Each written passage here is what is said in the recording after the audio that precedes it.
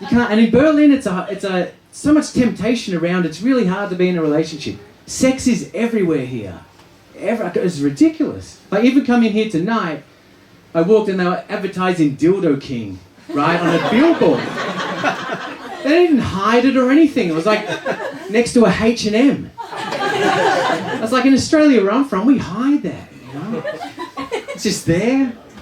Can we all agree that Dildo King is the best name for a sex shop? Dildo King. It's not ambiguous at all. No one's accidentally going into Dildo King, are they? I wonder what's in here. Took me by a big surprise because in Australia we're a lot more conservative, and I was raised in quite a strict religious upbringing. I was raised as a Jehovah's Witness. Does anyone know? Yeah, that's about the reaction it gets. Yeah. For those who don't know, Jehovah's Witness, it's quite a tough life. Like, we didn't get any birthdays, we didn't get Christmas, we didn't have any joy. Sometimes we saw the sun on the weekends, that was good. Son of God, that is, of course. But growing up like that, sex, I was very lost because everything was taboo in our family. We didn't talk about anything at all. So as a kid, sexually, I had no idea. Like, when I first discovered masturbation, I thought I was the first person who ever discovered masturbation. I didn't know what to do with that information. Can you imagine? That's a lot of pressure on like an 11-year-old shoulders. And I was a shy kid. I didn't know if I should tell someone because I didn't want that secret to get out.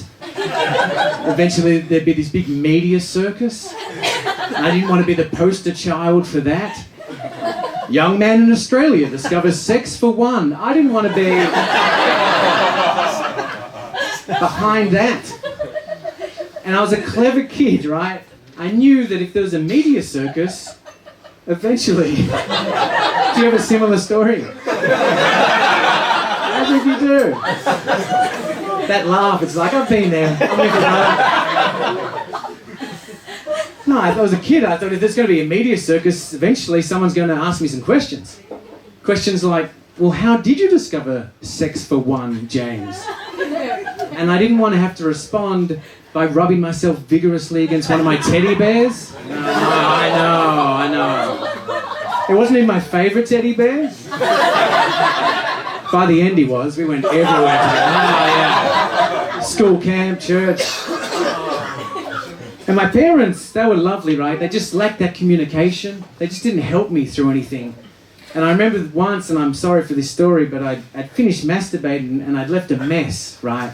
I didn't have the quick wipe down, remove the evidence system you get by 16 years old. I was still fresh, right? And my mum comes upstairs, and you know what mums are like. They just get what's going on straight away. So my mum clocks it, and instead of taking that moment to sit down with her son and talk him through it, she just walks in my room and she goes, "There'll be no more of that!" And then just goes downstairs and leaves. I'm like, no more of what? Like, I don't understand what's happening, you know? I mean, she made up for it, because later that year for Christmas, I got a really nice box of tissues, so... I'm kidding. We didn't celebrate Christmas. No, it was just very tough, and coming here, I was lost. I'd never seen so many prostitutes before, because they hide them in Australia, right? But here, you just see them, and I didn't even know what I was looking at first.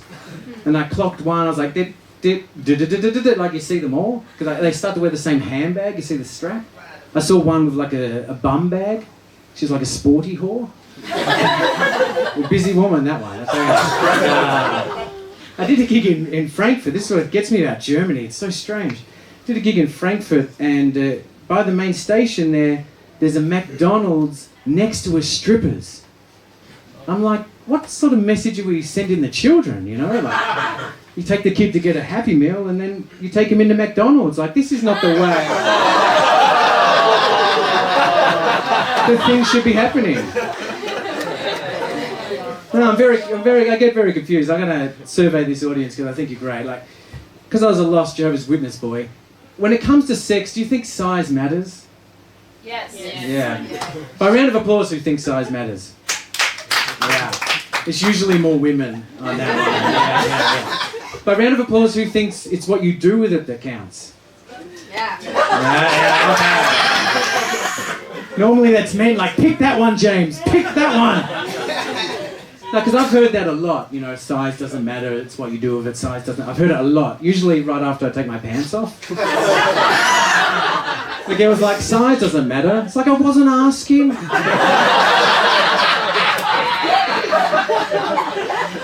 I've heard that a lot in my life, like, size doesn't matter, it's what you do with it that counts. And I would love to believe that, lady. I would love to believe that. But I've never gone into like a sex shop and looked at like the dildo and vibrator section and just seen like an average size dildo. I've never seen it. And I don't think it's because they sold out, right?